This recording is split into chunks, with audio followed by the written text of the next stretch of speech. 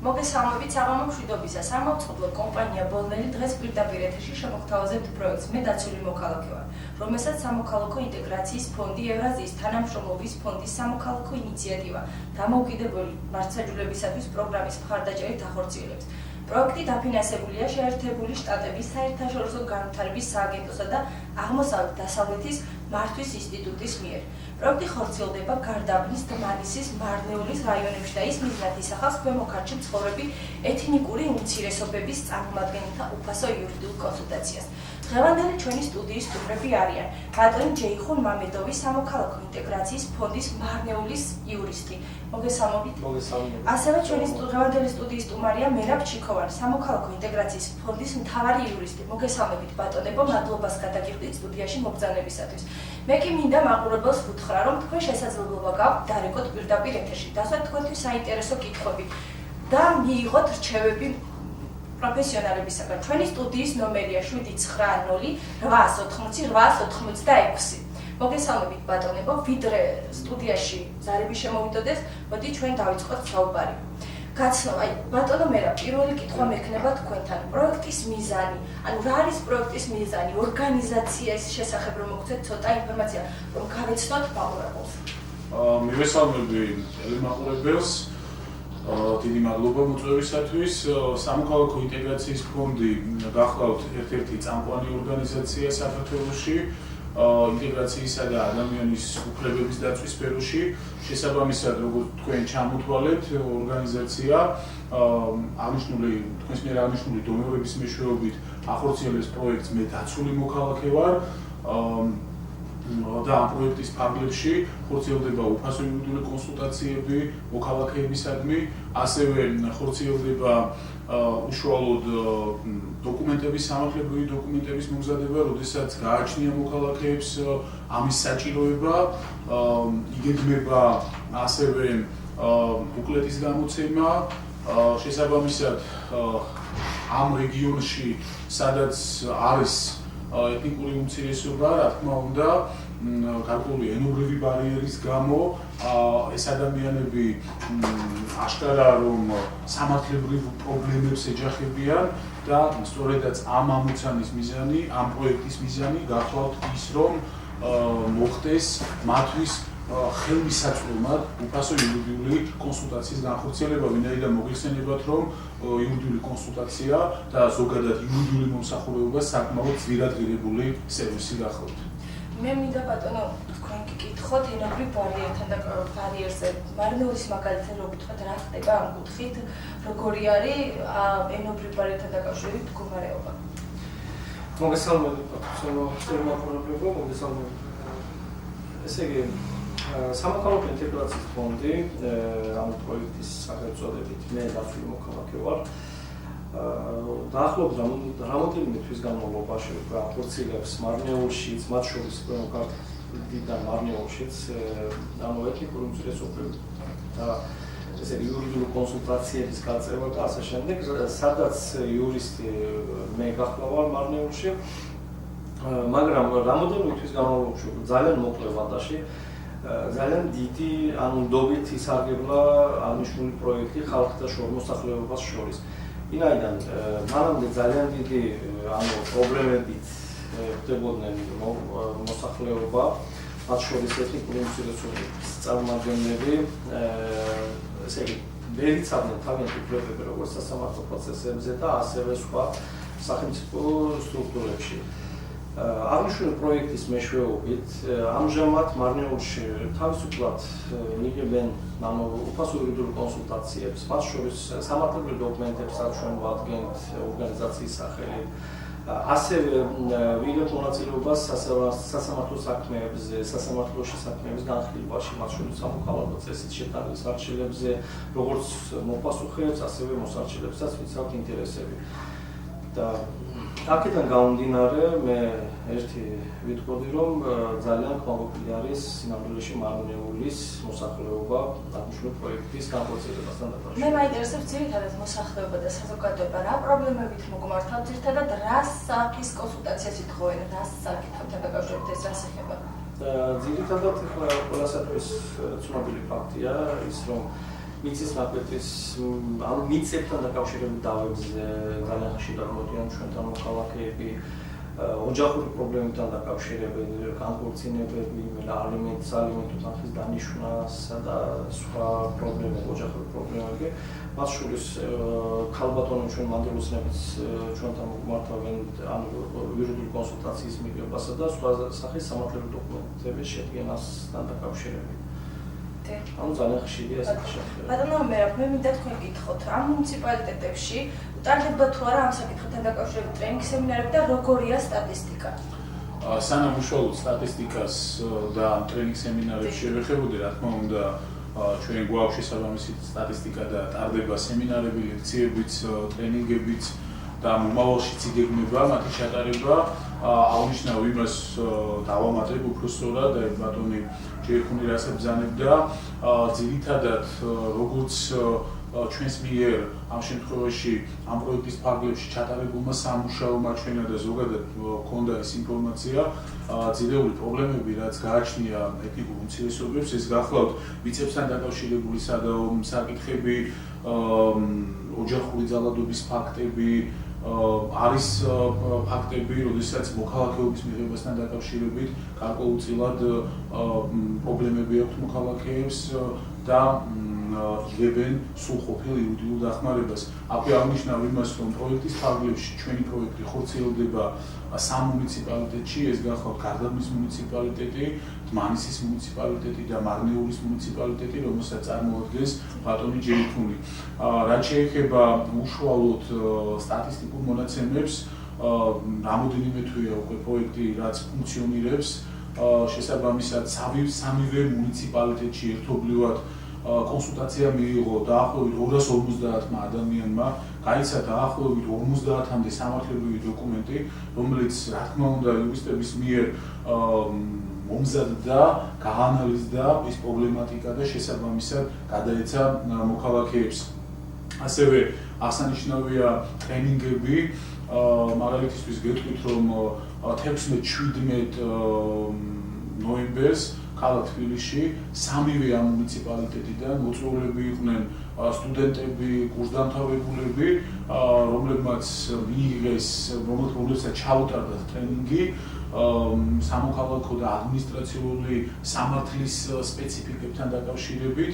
შესაბამისად ამ ახალგაზრდებს ჰქონდათ საშუალება ერთმანეთის გაეცნოთ და მოესმინათ საკმაოდ მიიღოთ მონაწილეობა საკმაოდ საინტერესო ტრენინგში, სადაც დეტალურად იყო ახსნილი ის სამართლებრივი გარკვეული სპეციფიკა, რაც ახასიათებს სამართლის ამ დარგებს, როგორიც არის სამოქალაქო და ადმინისტრაციული სამართალი, ასევე ჩვენი იურისტების მიერ დმანისში და გარდაბანში ჩატარებულ იქნა ლექცია სემინარები, რომლებიც ეხებოდა ადამიანის უფლებათა დაცვის კუთხით ზოგად მიმოხილვას, ოჯახურ ძალადობას, ბავშვთა უფლებებს, ქალთა უფლებებს, შესაბამისად ეს განკუთვნილი იყო ეს ლექცია სემინარები ამ მუნიციპალიტეტებში. გენდერულ საკითხებთან დაკავშირებითაც იყო? რა თქმა უნდა, გენდერულ საკითხებთან დაკავშირებით იყო. ეს არის განკუთვნილი ახალგაზრდობისთვის, მოსწავლეებისთვის, ვინაიდან პროექტის ერთ-ერთი მიზანი გახლავთ ის, რომ გარკვეულწილად მივაწოდოთ სამართლებრივი ინფორმაცია არასრულწლოვნებსაც, რომ ხვალდაზე სახელმწიფოსთან ეს არასრულწლოვნები არ მოვიდნენ კონფლიქტში. შესაბამისად, მათ გარკვეულწილად უნდა ჰქონდეთ საბაზისო ცოდნა იმ სამართლებრივ საკითხებზე, რასაც ქვია იგივე ადმინისტრაციული სამართალდაღუების, ადმინისტრაციული პასუხისმგებლობის თემა, რასაც ქვია სისხლის სამართლებრივი პასუხისმგებლობის თემა და ასე შემდეგ. სანამ ბატონი ჯერხუნთან გადავიდოდეთ კითხვაზე, მე მინდა მაყურებელს შევასწავლოთ. თქვენ შეგიძლიათ დარეკოთ და მიიღოთ პროფესიონალებისაგან რჩევები. ტელეფონის ნომერია 070880-886. ბატონო ჯერხუნ, მე მინდა გითხოთ მარნეულის მაგალითზე ისევ და ისევ გენდერული საკითხზე ვისაუბრეთ, რომ გენდერულ საკითხთან დაკავშირებით ტარდება ტრენინგები. როგორია ამ კუთხით, რა მდგომარეობაა, როგორი პირობებია გენდერულ საკითხთან დაკავშირებით მარნეულის მაგალითზე? დიახ, კალამახარადი, ესე იგი, გენდერულ საკითხთან დაკავშირებით მარნეულში არის თქვენ ახლა ყველასათვის ცნობილი ფაქტია, რომ მარნეულში ანუ მოსახლეობის დიდი ნაწილი არის ანუ ეთნიკურად უმცირესობები აზერბაიჯანელები არიან და ისინი როგორც რელიგიურად ყველა არიან მუსლიმები და მათ შორის ესე იგი იმათ ოჯახებში ძალიან სამწუხარო ფაქტია, მაგრამ შარიათის კანონებს უფრო ნდობა არის, ანუ მუსლიმებს შორის ყველასათვის ცნობილი ფაქტია, რომ შარიათული კანონმდებლობა, შარიათული წესები და ასე შემდეგ და მაგიტომ ფაქტურად აი ეს წესების გამოყენებით ფაქტურად ირღვევა ჩვენ ოჯახებში, ანუ ქალთა უფლებები და ასე შემდეგ. ეს ძალიან ბევრი მაღალითი იყო, ბევრი ფაქტები იყო. ჩვენთან ანუ მოგმართეს რამოდენიმე ქალბატონები, სადაც ჩვენ გავუწიეთ ესე იურიდიული კონსულტაცია, მაგრამ რატომღაც საჩივრის შეტანისაგან თავი შეიკავა ზოგმა ჩვენ ქალბატონებმა და ესეც ალბათ შიშით ან შემდგომი არ ვიცი ახლა რა პრობლემების გამო, მაგრამ ეს ძალიან სამწუხარო ფაქტია და მინდა გითხრათ, რომ მაგრამ მიუხედავად ამისა, მაინც ჩვენთან მოგმართავენ ქალბატონები თავიანთ უფლებების დასაცავად და ანუ ხდება ესეთი შემთხვევები ხშირია ძალიან. მე კვლავ მინდა მაყურებელს აქტიურობისკენ მოვუწოდო. თქვენ შეგიძლიათ დარეკოთ და მიიღოთ იურიდიული რჩევები პროფესიონალებისაგან. ბატონო მერაბ, მე მინდა გკითხოთ, როდესაც იწყებოდა ეს პროექტი, რა მოლოდინები იყო თვითონ ორგანიზაციის მხრიდან?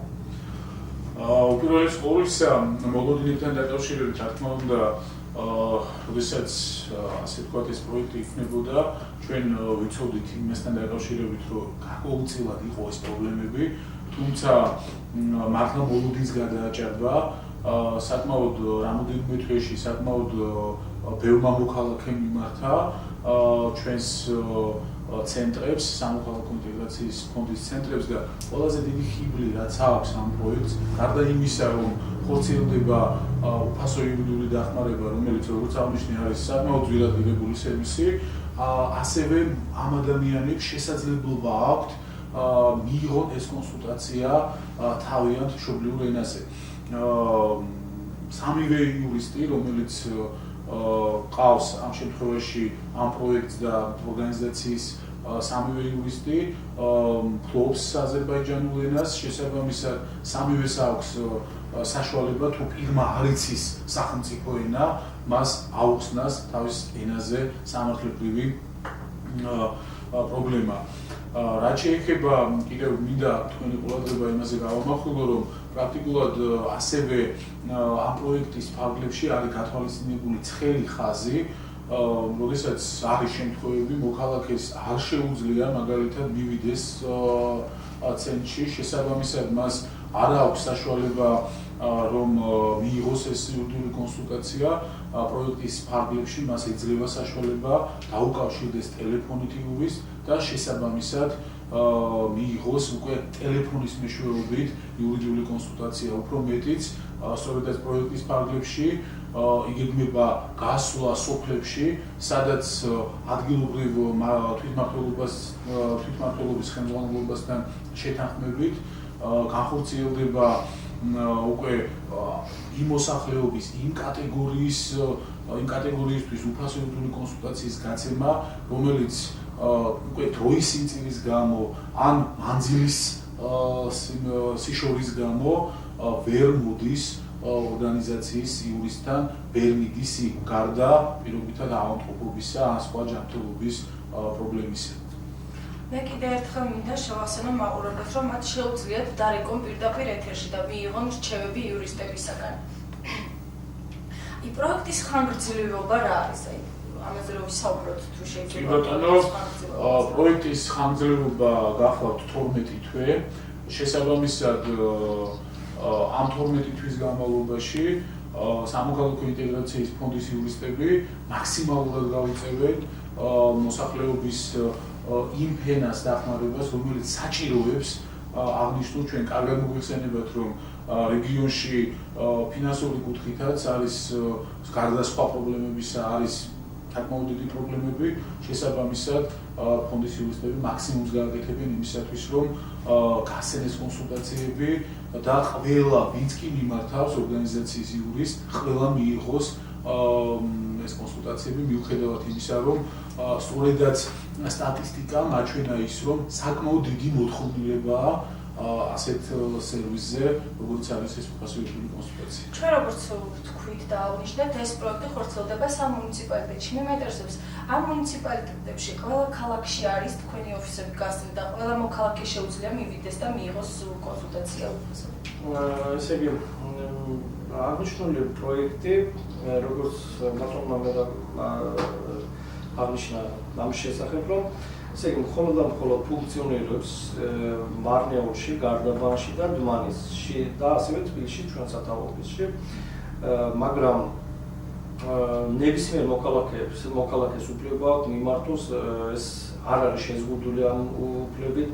მაგალითად, ჩემთან მოდიან კონსულტაციაზე, როგორც გარდაბნიდანაც იყვნენ კონსულტაციაზე, ასევე დმანისიდანაც იყვნენ, კახეთიდან და სხვა ქალაქებიდან იყვნენ. რა თქმა უნდა, ჩვენს ახლა ვერ შევიზღუდოთ აღნიშნულ ის მოქალაქეების კონსულტაციის მიღებასთან დაკავშირებით, მაგრამ ეს არავის უფლებას არ ზღუდავს, ანუ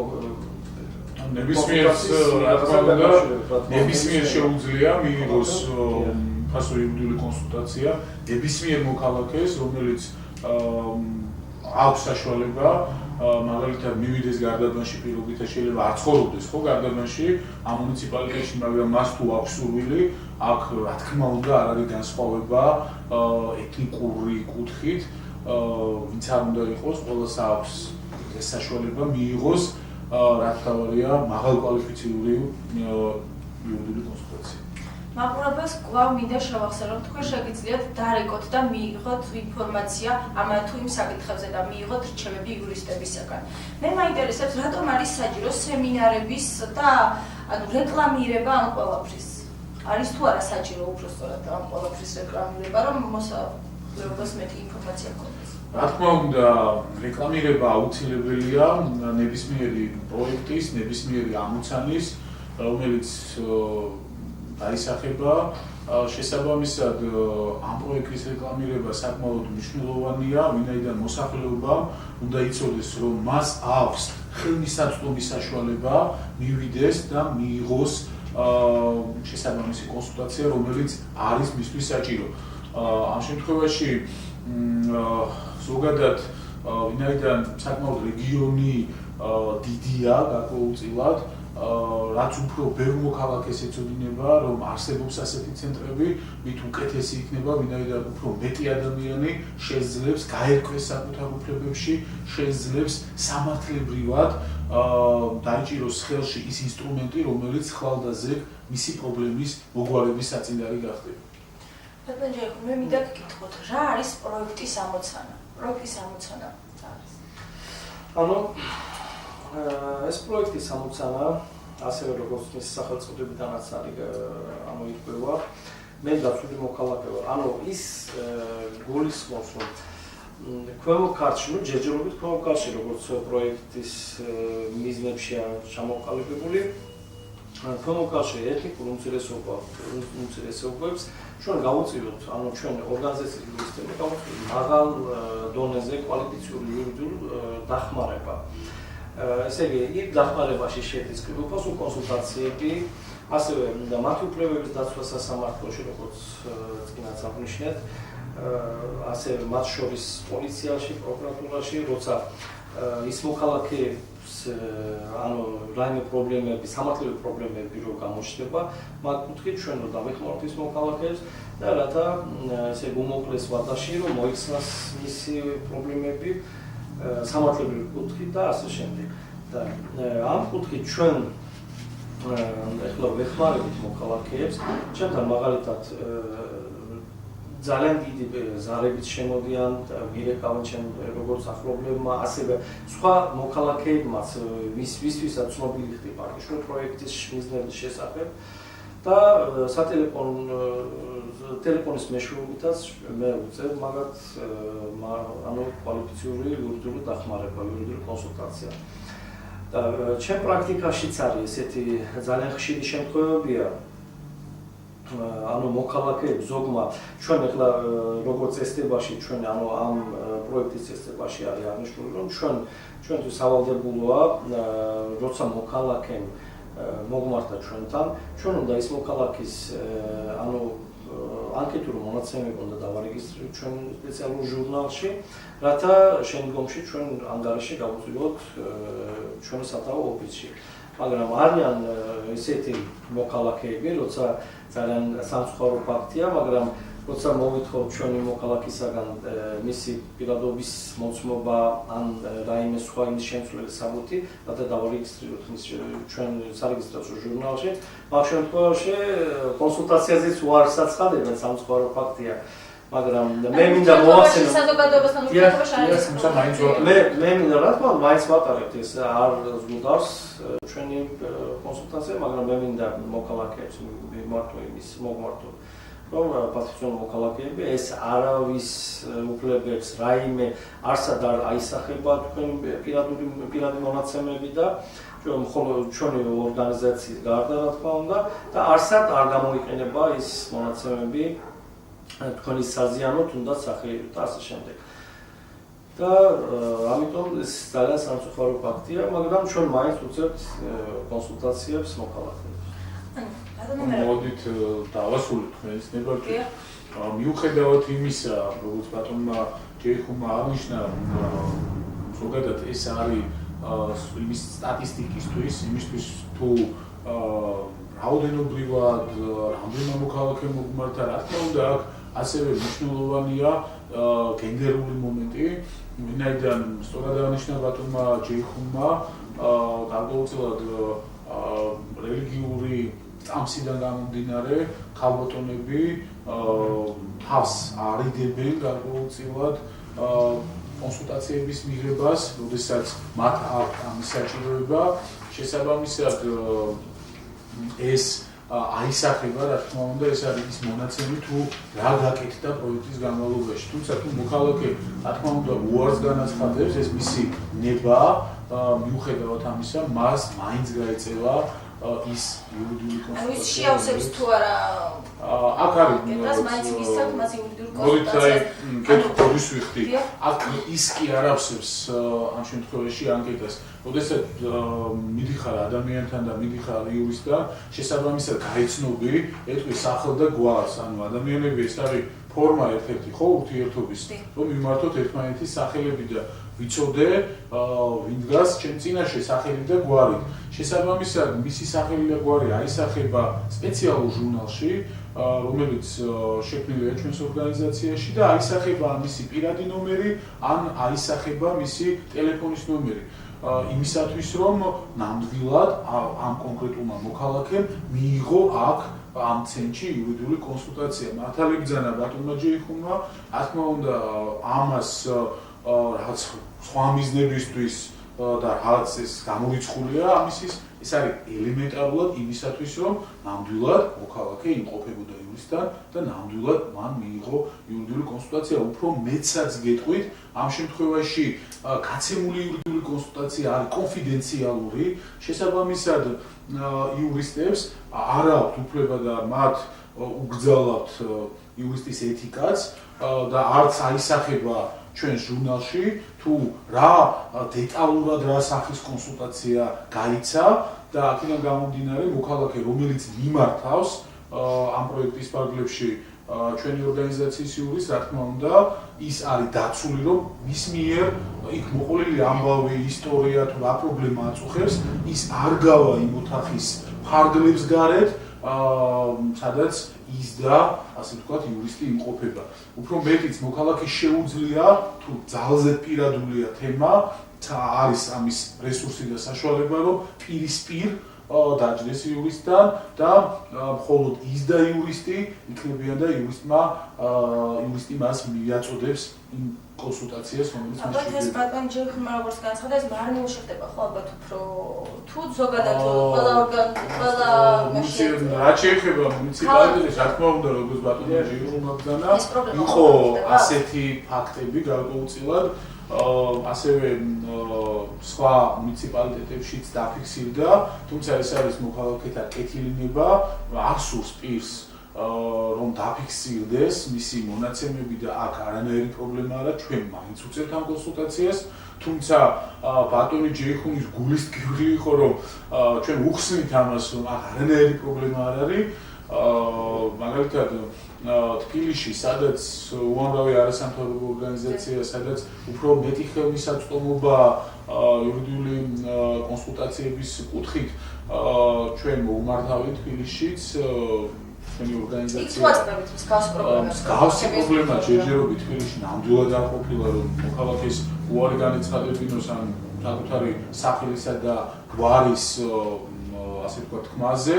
ჩვენ ყველაფერს, აი თავარი ხერხემალი რა არის, ჩვენ ყველაფერს ვაკეთებთ მოქალაქის თანხმობით, მისი ინფორმირებულობით, მისი წინასწარი ინფორმირებულობით. როდესაც მოქალაქე მოდის იურისტთან, რა თქმა უნდა, იურისტი სანამ მის პრობლემას გარკვეულწილად მოისმენს, შესაბამისად მას არ აწვის ინფორმაციას, რომ თუ ის არ იქნება წინააღმდეგი.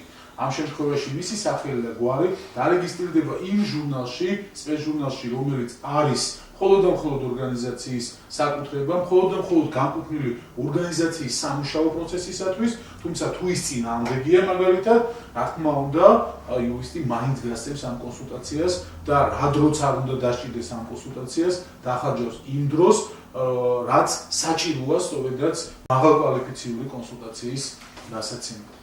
მადლობთ, ბაგან ჯეიკუმე, მინდა გთხოვთ, რომ აზერბაიჯანულ ენაზე მივაწოდოთ ინფორმაცია ჩვენს მაყურებელს, თან მსგავსი პრობლემებისგან ვიყოთ დაცულები და უფრო მეტი ინფორმაცია გქონდეთ ამ ყველაფერებზე და მის ამართლებს რომ ვთქვათ, რაც შეუძლიათ გაიარონ ეს კონსულტაცია. კი ბატონო, მადლობა. Hörmətli tamaşaçılar, hamınızı salamlayıram, axşamınız xeyir olsun. Biz bugünkü demək bizim əsas olaraq, yəni burada yığılmağımızın səbəbi odur ki, Mülki İnteqrasiya Fondunun demək, mən müdafiə olmuş vətəndaşam proyekti haqqında sizə az da olsa bir nəzərinizə çatdırmağa cəhd edirik. Yəni, mən müdafiə olmuş vətəndaşam proyekti sizə dediyim kimi, yəni Mülki İnteqrasiya Fondunun proyektidir. Yəni, onun rəhbərliyi edilən Mülki İnteqrasiya Fondudur. Burada əsas məqsəd, yəni bizim demək Kvemukart regionunda vətəndaşlarımıza, yəni dil haqqında elə bilməyən, dövlət dili olan, güclü dilini bilməyən və ya az bilən və ya məlumatı olmayan vətəndaşlarımıza onlara demək hüquqi yardım edəcək, hüquqi kömək göstərək. Hüquqi köməklərimizdən də məsələn pulsuz demək yəni konsultasiya, hüquqi konsultasiyalardır. Və ya məsələn vətəndaşlarımızın məhkəmədə və prokuratura, polis sistemində onların nümayəndəliyini təmsil ediləməkdir və başqa-başqa hüquqi sənədlərin tərtib olunmasıdır. Məsələn, onların içində ərizədir, şikayət ərizələridir, iddia ərizələri, apellyasiya, kassasiya və s. Demək, hüquqi qiyməti olan sənədlərin tərtib olunmasıdır. Burada demək, Mülki İnteqrasiya Fondunun, yəni bu proyektlə əlaqədar olaraq Kvemukartlinin 3 rayonunda hal-hazırda demək funksiya göstərirlər. Yəni ki, onlardan biri Marneoli, bu Tumanisi və Qardabani şəhərləridir. Əlbəttə ki, baş ofisimiz bizim Tiflis şəhərindədir. Marneolda sizə mən adresi deyərdim ki, məsələn, Rustavel Marneol şəhəri, Rustavel 386 nömrədə yerləşir. Telefon əlaqə nömrələrimiz 0357 22 01 18. Təkrar edirəm, 0357 22 01 18-dir. Nə vaxt istəsəniz, gecə günü 24 saat sizin qulluğunuzda hazırdır. Biz sizə pulsuz konsultasiya vermək, yəni təmənnasız konsultasiya vermək, hüquqi konsultasiya və ya hüquqi sənədlərin tərtib olunmasında sizə köməyimiz toxunarsa, biz yəni çox sevinərik bu haqda sizə yəni az da olsa bir köməyimiz dəyər. Və demək, burada biz fərq görmürük ki, məsələn, necə ki, başqa millətdən də, başqa şəhərlərdən də bizə müraciət edə bilərlər. Hətta qadınlar da, məsələn, müraciət edə bilərlər bizə. Hansına ki, biz çox yüksək kvalifikasiyalı hüquqi yardım və hüquqi konsultasiya eləməyə cəhd ediləcəyik. სწავლა. მადლობთ. მაგრამ მე მინდა გთხოვოთ, რომ თქვენს რომ თქვათ, სად შეუძლიათ მოქალაქეებს მიიღონ ბატონო, როგორც აღნიშნე, სამ მუნიციპალიტეტში ხორციელდება აღნიშნული პროექტი, გარდაბანი, დმანისი, მარნეულის მუნიციპალიტეტებში შესაბამისად მოქალაქეებს შეუძლიათ გარდაბანში მიმართონ ჩვენს ცენტრს, რომელიც მდებარეობს ენერგეტიკის ქუჩაზე 4 წილადი 2. ასევე მარნეულში რუსთაველის ქუჩა 86-ში, ხოლო რაც შეეხება დმანის წმინდა ნინოს ქუჩაზე ნომერ 40-ში. ასევე მე შემიძლია მოქალაქეებს ტელეფონის ნომრებიც მიუხედავად იმისა, რომ რა თქმა უნდა იქნება ალბათ თქვენი გადაცემის მსვლელობის დროს მიუთითო ტელეფონის ნომრები, სადაც მათ შეუძლიათ დარეკონ და შესაბამისად მიიღონ ის ინფორმაცია, რაც მათთვის არის საინტერესო.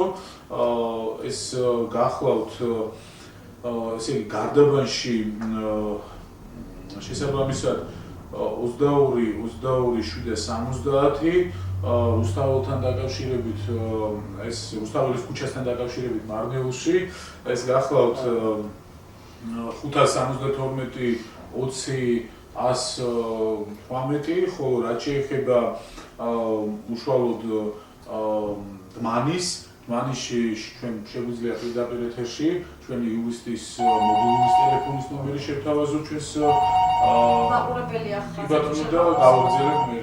გისმენთ თქვენ პირდაპირ ეთერში ხართ? ბატონო, რა გითხრა ერთი დიახ, შეიძლება. დიახ, გისმენთ.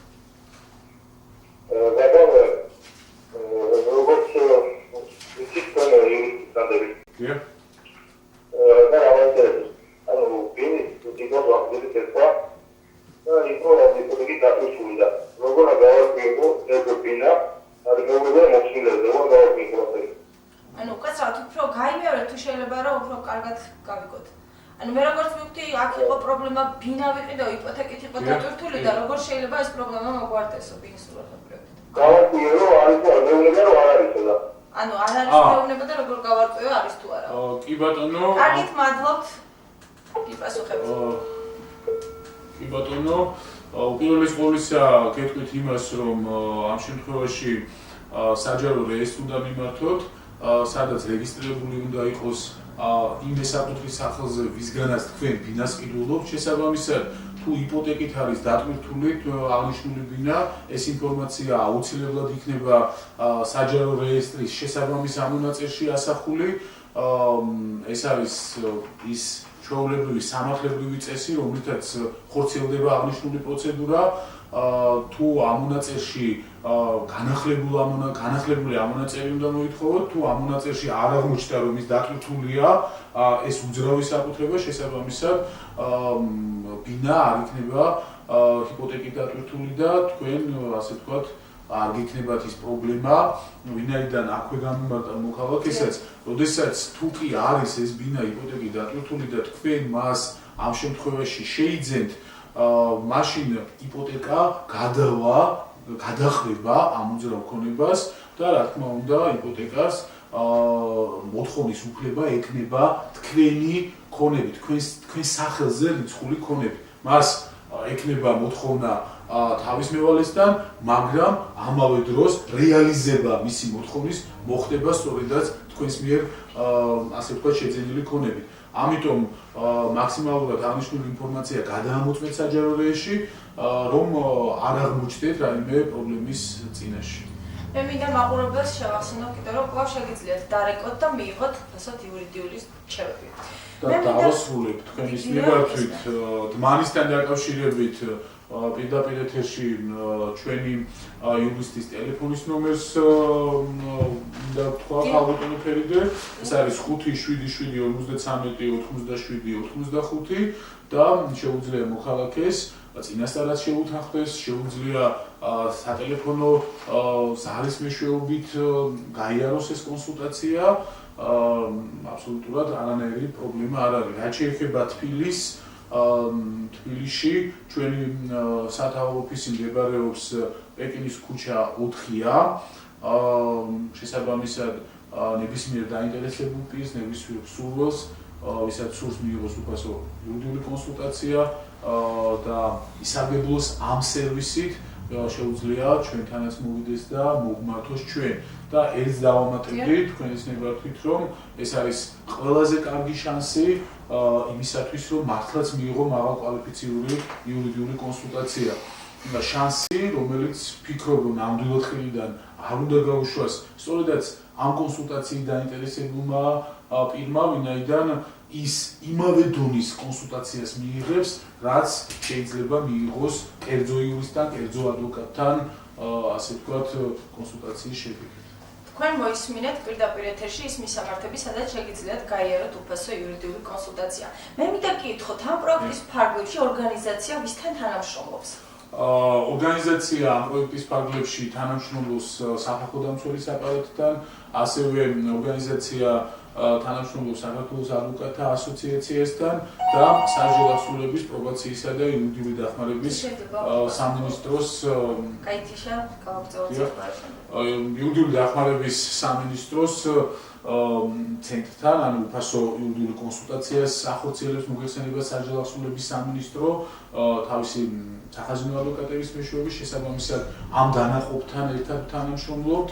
ხოლო რაც შეეხება ამ პროექტის დონორებს, რომლებმაც ძალიან კარგი საქმე გააკეთეს ამ პროექტის დაფინანსებით და მეწმუნეთ, რომ უამრავი ადამიანს, როგორც აღნიშნე, 250 ადამიანია და 250 ადამიანს დაეხმარა ეს პროექტი და მომავალში სწორედაც იმ სტატისტიკური მონაცემები თუ რა ხდება თითოეულ მუნიციპალიტეტში, ჩვენ ვხედავთ, რომ მოთხოვნილება ამისი ნამდვილად დიდია, ნამდვილად მაღალია და შესაბამისად, სანამ ხორციელდება ეს პროექტი, მე მოვუწოდებ ჩვენს თანამოქალაქეებს, რომ ისარგებლონ ამ სერვისით, რაც რა თქმა უნდა, მხოლოდ და მხოლოდ მათ ინტერესებში შედის და მათი წინსვლის და იმ პრობლემის მოგვარების საწინდარია, რომელიც მათ წინაშე დგას.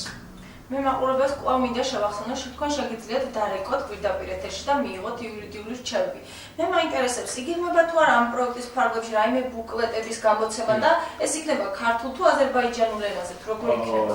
გეტყვით, ძალიან მალე ორგანიზაცია გამოსცემს ბუკლეტს, რომელიც ეხება გარკვეულწილად სამართლებრივ თემებს, იქნება ორივე ენაზე, იქნება ქართულ ენაზე და იქნება აზერბაიჯანულ ენაზე.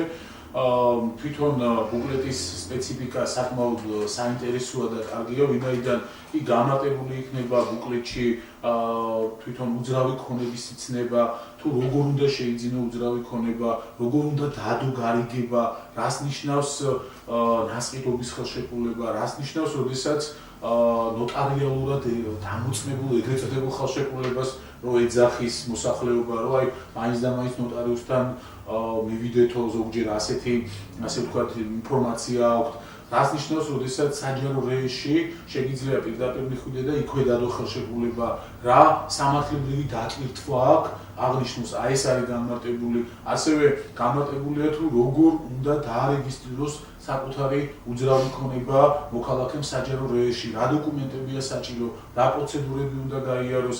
ასევე ბუკლეტი საინტერესოა იმით, რომ ბუკლეტში იქნება ასახული შრომის კანონმდებლობასთან დაკავშირებული საკითხები, კერძოდ რა უფლებები გააჩნია დასაქმებულ პირს, რა უფლებები გააჩნია დამსაქმებელს, როგორია მშობლების ხანგრძლივობა, როგორია სამუშაო საათების ოდენობა, მოგეხსენებათ, რომ ცვლილებები შევიდა შრომის კოდექსში და სწორედაც ამ უახლესი როგორც ცვლილებების, ასევე იმ ძირეული პოსტულატების, რასაც რისგანაც შედგება შრომის კოდექსი, ეს იქნება ბუკლეტში მითითებული, ასევე ბუკლეტში იქნება მითითებული მოქალაქეობის მიღების საკითხები, თუ როგორ უნდა გახდეს პირი საქართველოს მოქალაქე, საერთოდ რას ნიშნავს მოქალაქეობა, რა ვალდებულებები გააჩნია სახელმწიფოსთან მოქალაქეს და პირიქით სახელმწიფოს მოქალაქის წინაშე, სწორედაც ამით იქნება ბუკლეტი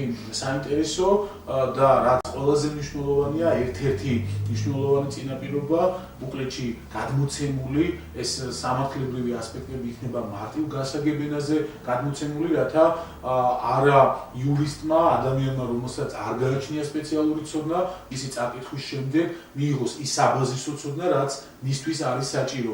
და კიდევ ერთი, ასევე ბუკლეტში იქნება მოცემული იმ შეღავათების პაკეტზე, რასაც სახელმწიფო ახორციელებს სოციალურად დაუცველი პირების მიმართ, ანუ რას ნიშნავს სოციალურად დაუცველი პირი, რა შეღავათები არის დაწესებული სოციალურად დაუცველი პირებისათვის, როგორ განისაზღვრება, რა პროცედურებს გადის ამ შემთხვევაში პირი, რომელსაც სურს რომ მიენიჭოს ეს სტატუსი, რა არის რამდენია ქულების რაოდენობა, რა სახის დახმარებას იღებს აღნიშნული, ასევე გარკვეულწილად ამავე ბუკლეტში ამ ასე ვთქვათ სოციალური დახმარების კონტექსტში იქნება საუბარი დევნილთა უფლებებზე, ან იძულებით გადაადგილებულ პირთა უფლებებზე, რომლებიც ასევე ცხოვრობენ აღნიშნულ რეგიონში, რა დროს უწყდება მას დევნილის დახმარება, თუ კი ის დარეგისტრირდება სოციალურად დაუცველ მოქალაქეთა ბაზაში. შესაბამისად, ბუკლეტი, რომელიც მზადების პროცესშია და შინაარსობრივად იქნება ამ თემატიკით აღსავსე და უშუალოდ რაც შეეხება თუ რატომ იქნა მაინც და მაინც ეს თემები შერჩეული ბუკლეტისთვის, სწორედაც ანალიზმა, ანუ სანამ ეს პროექტი დაიწყებდა თავის ფუნქციონირებას, რა თქმა უნდა, განხორციელდა ანალიზი ამ მუნიციპალიტეტებში, ქვემო ქართლის რეგიონებში, თუ უფრო რა იყო მოსახლეობისათვის პრობლემური, ძირითადად რა პრობლემებს აწყდებოდა ადგილობრივი მოსახლეობა, შესაბამისად უკვე ჩვენი რამოდენიმე თვის სამუშაოს შედეგად ის სპეციფიკები გარკვეულწილად, სადაც უფრო მეტი რაოდენობა იყო კონკრეტული საკითხით მოქალაქეების მისული და ეს სწორედაც ის საკითხებია, რომელიც ეხება უძრავ ქონებას, რომელიც ეხება სახელმწიფოსაგან დახმარების მიღების თემები, თუ როგორ უნდა დაარეგისტრიროს ეს უძრავი ქონება, რომელიც ეხება დასაქმებულსა და დამსაქმებელს შორის ურთიერთობებს და მოქალაქეობის მიღების პროცედურებს, ანუ ეს იყო ის ძირითადი, რომელიც გამოყავით და მაქსიმალურად ასე ვთქვათ, შინაარსობრივად ჩავდეთ აღნიშნულ ბუკლეტში, რათა მოსახლეობას ჰქონდეს საშუალება, რომ მიიღოს ეს სერვისი, წაიკითხოს, გაანალიზოს და უკვე შესაბამისად ფლობდეს იმ ცოდნის გარკვეულ ბაზის, თუ როგორ ხვალდაზე თავისი პრობლემის მოსაგვარებლად, როგორ უნდა იმოქმედოს მათ. ვინაიდან ის არ მოხდეს არაკეთილსინდისიერი ადამიანების ხელში, რომლებიც მას არასწორად დააკვალიანებენ, არასწორად გასცემენ კონსულტაციას. თქვენთან მინდა ერთი კითხვა ექნება თქვენთან. ჩვენთან რაიონში ცხოვრობენ ეთნიკური უმცირესობები და ხშირად აწყდებიან პრობლემას პირადობის მოწყობებთან დაკავშირებით, პირადობის მოწყობის აღებასთან დაკავშირებით. და ამ კუთხით თქვენთან თუ მოუმართავთ ამ საკითხთან დაკავშირებით დასახმარებლად?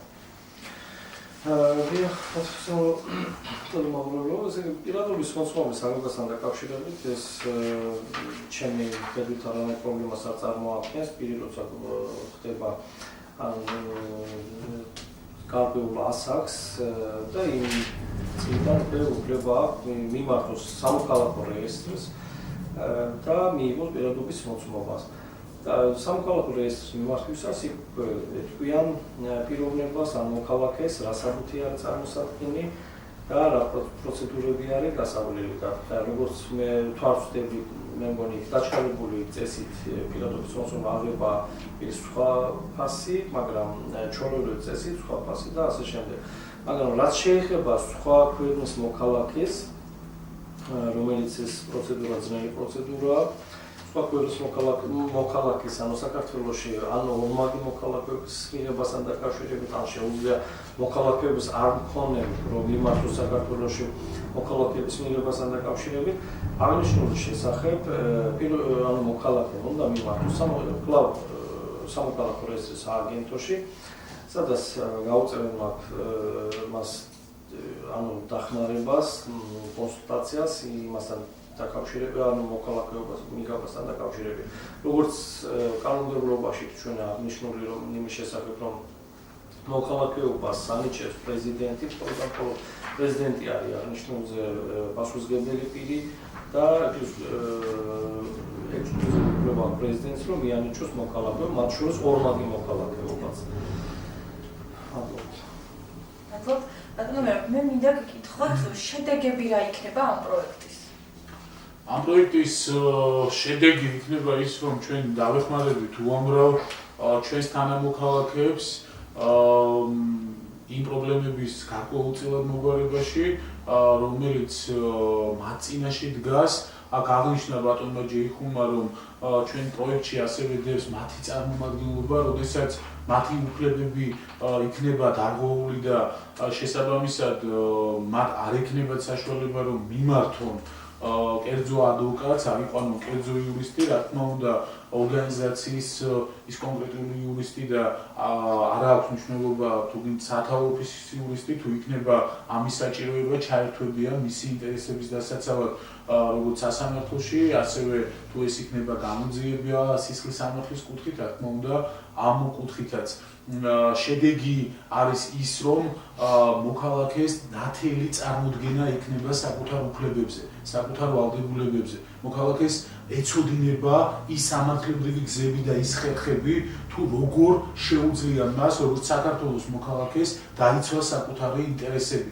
რაში მდგომარეობს სამართლებრივად მისი ინტერესი. ეს არის ის ამოცანა, რომელიც ისახავს პროექტი მიზნად და უფრო მეტიც ამ შემთხვევაში პროექტი მას საშუალებას მისცემს გააცნობიეროს ის თავის საკუთარი სამართლებრივი პრობლემის არსი და შესაბამისად თავად აირჩიოს თუ რა გზა მიმართავს უკვე შემდგომში მიღებული იურიდიული კონსულტაციის შედეგად. ანუ ინფორმაციის, სწორი ინფორმაციის მიწოდება, მით უმეტეს იმ ფონზე, როდესაც ჩვენ აქ როგორც აღნიშნეთ, არის პრობლემები სახელმწიფო ენის არცოდნასთან დაკავშირებით, რაც საკმაოდ მნიშვნელოვანი პრობლემაა, შესაბამისად ეს პროექტი და ამ პროექტის შედეგი ასევე იქნება ის, რომ ეს პროექტი ხელშეუწყობს მათ ინტეგრაციას ჩვენ საზოგადოებაში.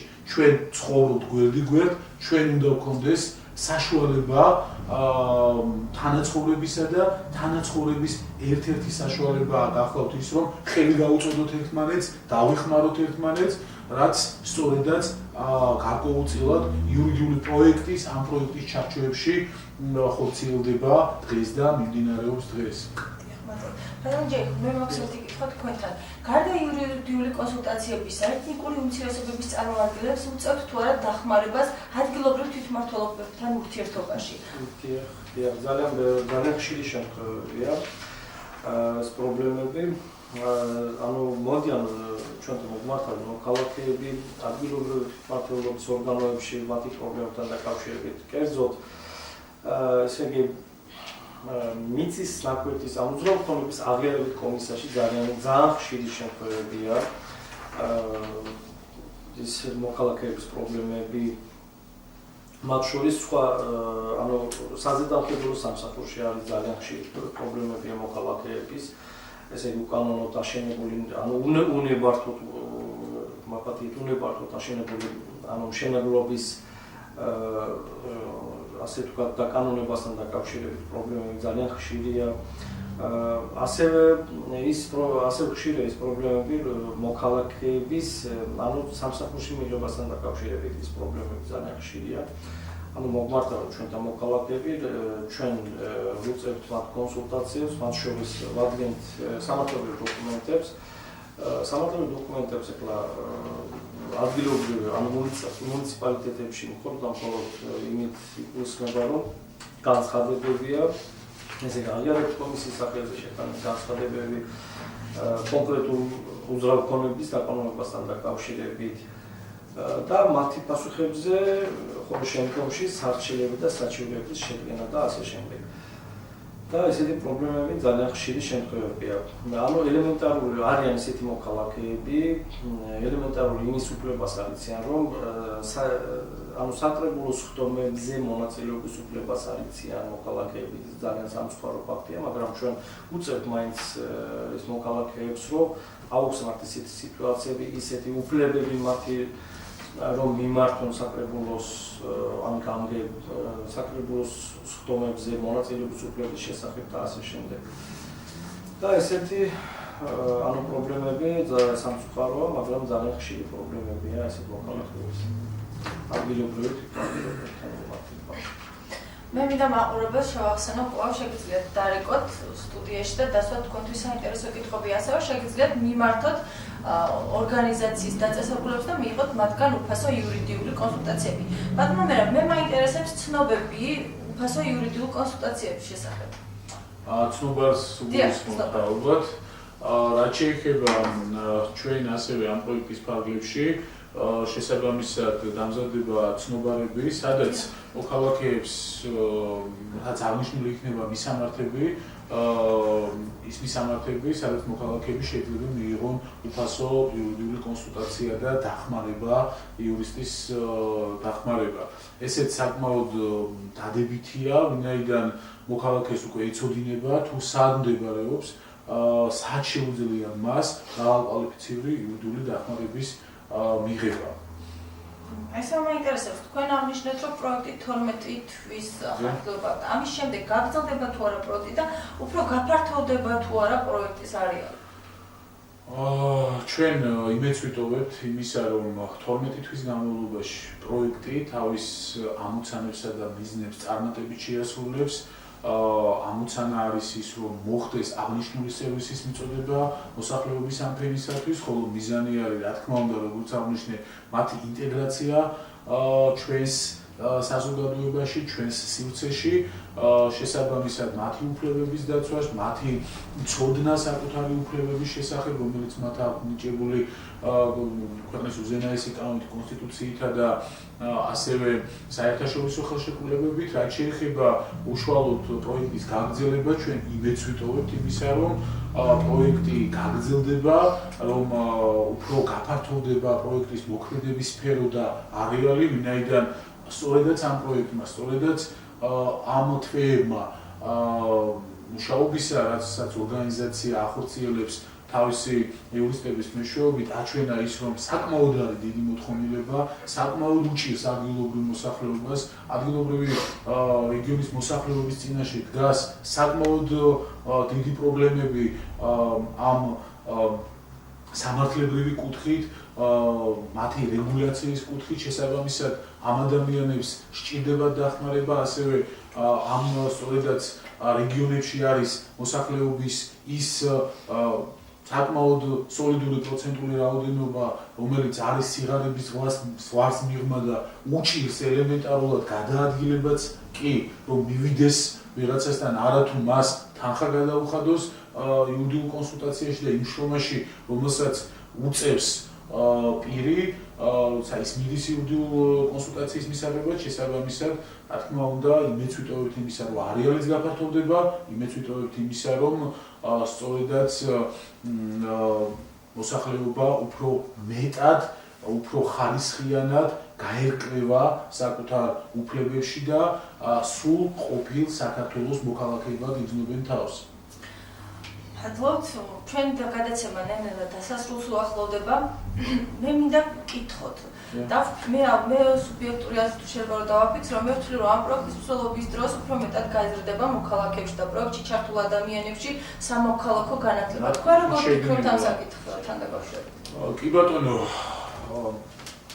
მე ვფიქრობ იმას, რომ ჩვენს ქვეყანაში აუცილებლად უნდა ჩამოყალიბდეს სამოქალაქო საზოგადოება უნდა იყოს არა მხოლოდ თბილისში, არამედ რეგიონებში, უფრო მეტსაც ვიტყვი, მთლიანად საქართველოს, ნამდვილად არა თბილისი და საქართველოს წარმოვადგენ თითოეული ჩვენთაგანი ერთობლიობაში, შესაბამისად, რაც უფრო იქნება მოქალაქეთა თვითშეგნების მაღალი დონე, რაც უფრო მოქალაქეს ეცოდინება საკუთარი უფლებების შესახებ მეტი, მით უფრო ის იქნება დაცული არაკეთილსინდისიერი ადამიანების მხრიდან, მეორჯერ ვახსენებ თუ მესამეჯერ ამ სიტყვას, უფრო იქნება წელში გამართული, ასე რომ ვთქვათ, ადგილობრივი თვითმმართველობის ორგანოებთან მიმართებაში, მე მაგალითს მოგიყვანთ, მაგალითად არსებული კანონის თანახმად ადგილობრივი თვითმმართველობის ორგანოს აქვს ვალდებულება საკუთარ ტერიტორიაზე, იგივე ეს გამგებელია, წმობებულია და ასე შემდეგ, ვალდებულება გააჩნია მას საკუთარ ტერიტორიაზე შეისწავლოს ის მოსახლეობა, რომელსაც არ აქვს მაგალითად საშუალება ფინანსურად ძალიან, ეკონომიურად ძალიან უჭირს და იმყოფება სიღარიბის ზღვას მიღმა. მასაც კი შეუძლია ეს მონაცემები მიაწოდოს შესაბამის სააგენტოს, რომელიც შემდგომში მივა იმ მოქალაქის ოჯახში. სამწუხაროდ ეს ინფორმაცია, როგორც აჩვენა ჩვენმა მუშაობამ ადგილობრივი მოსახლეობისათვის, არის ამ შემთხვევაში უცნობი, რომ ეს უფლება თვით ადგილობრივ თვითმმართველობასაც გააჩნია, რომ არა ის, რომ მას მაგალითად შეიძლება ადამიანს აქტივობაც კი არ შეუძლია პირობითად, არ აქვს იმის უნარი ან ენა არ იცის ელემენტარულად, გარდა ფინანსური და ეკონომიკური საშუალებისა. შესაბამისად, რა თქმა უნდა, ეს გააზრდის რეგიონებში აქტიურობას, ასევე როგორც მოგახსენეთ, ჩვენ მუშაობთ მოსწავლე ახალგაზრდობასთან ამ პროექტის ფარგლებში, ჩავუტარდათ მათ ტრენინგები, ლექციები, სემინარები, რაც რა თქმა უნდა ამ ახალ თაობაში აამაღლებს კანონისადმი პატივისცემას, საკუთარი უფლებების ცოდნას, იმ რეგლამენტირებული უფლებების დაცვას, რომელიც ნებისმიერ ჩვენთან დგას, აქვს მინიჭებული კონსტიტუციით და რაც ყველაზე მთავარია, ინტეგრაციას ხელში უწყობს აუცილებლად ჩვენ საზოგადოებაში. ჩვენ არ უნდა ვიყოთ გარიყული საზოგადოება, არ უნდა ვიდგეთ ერთმანეთისაგან შორს, ჩვენ ვცხოვრობთ ერთ ქვეყანაში, ერთ სივრცეში და შესაბამისად ერთმანეთს უნდა ჩვენი გადაცემა ნელ-ნელა დასასრულს ვახდო, ძალიან ცოტა დრო დაგვრჩება. ბატონ ჯერ მე მინდა გკითხოთ, მოხდება თუ არა ამ პროექტის შემდეგ ინტეგრირება ეთნიკური უმცირესობების? თუ შეიძლება მოკადრო გითხრათ თქვენი აზრი. კი ბატონო, მე ასე ვფიქრობ, რომ სინამდვილეში ეს პროექტი ძალიან, დადებითი მხრიდან აისახავს ეთნიკური უმცირესობების შემდგომ ინტეგრაციას და ეს ჩემი აზრით ძალიან ესეც მინდა უთხრა, რომ დავამატო, რომ ეფექტიც უკვე არის ფაქტორი, ზოგიერთ მოქალაქეებს უკვე მოსახლეობა იციან თავიანთ უფლებები, იმიტომ ზოგიერთ მოქალაქეები არიან ყოველდღიურად მოდიან ჩვენთან, მოგმართავენ და თავიანთ უფლებები, მისი მეზობლის, ახლობლის ან ძმადასაცუკრებთან დაკავშირებით, კი ბატონო. და მე როგორც მე ვიცი, ამაში მე დასკვნებული ვარ, რომ ეს პროექტი შემდგომში ძალიან დადებითი მხრიდან აისახავს მოსახლეობის, როგორც ეთნიკური უმცირესობების კუთხით, მაგათი ინტეგრირებას საზოგადოებაში. თუ შეიძლება კიდევ ერთხელ შევახსენოთ მაყურებელს, საზოგადოებას რაც შეიძლება მოვიდნენ, მოგმართონ და მიიღონ კონსულტაცია. შეიძლება, კი ბატონო, გარდაბანში შეუძლია ჩვენს მაყურებელს მიბრძანდეს ენერგეტიკის ქუჩა 4-2, შეუძლია მარნეულში მიბრძანდეს ბატონ ჯეიქუნთან რუსთაველის ქუჩა 86 და შეუძლიათ მანიში მიბრძანდეს წმინდა ნინოს ქუჩა 40-ში, სადაც მიიღებს ნამდვილად მაღალკვალიფიციურ იურიდიულ სერვისს, კონსულტაციის სახით და საჭიროების შემთხვევაში წარმომადგენლობის სახით. მადლობას გადაგიხდით ბატონებო კვლავ მობრძანებისათვის, საინტერესო საუბრისათვის. მე კი ჩემს ტელემაყურებელს დავემშვიდობები. მართალია ზარები არ იყო აქტიური, არ იყო მაყურებელი, ალბათ იმიტომ რომ არ აქვთ იურიდიული პრობლემები, ეს ძალიან სასიამოვნოა. მე ვფიქრობ, რომ პროექტის დასრულების შემდეგ კვლავ გვეყოლება მეტად განათლებული, გათვითცნობიერებული და საკუთარ უფლებებში გარკვეული მოქალაქეები. ნახვამდის კარგად გრძელდებოდეთ. მადლობას გიხდით მაყურებელს ყურადღებისათვის.